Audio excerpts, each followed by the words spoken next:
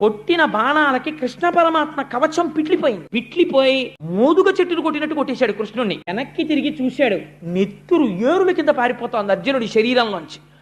కృష్ణుడు ప్రతిజ్ఞ మరిచిపోయి ఒక్కసారి చక్రం పట్టుకుని దూకేశాడు, సంపేతల పారేస్తాను భీష్ముడిని. అప్పుడు భీష్ముడు కోదండాన్ని పక్కన పెట్టి నమస్కరించాడు. చూసావా, లొంగిపోయావు, నా భక్తు నిన్ను నమ్ముకున్న భక్తుడి కోసం ధనస్సు పక్కన పెట్టేశావు అని నమస్కరించాడు.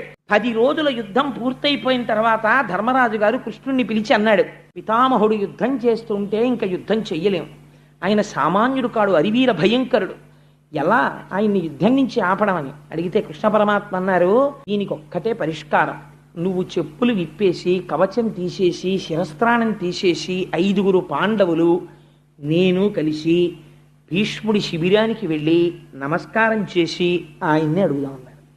సరే పదండి అన్నారు. ఎంత ఆశ్చర్యం చూడండి.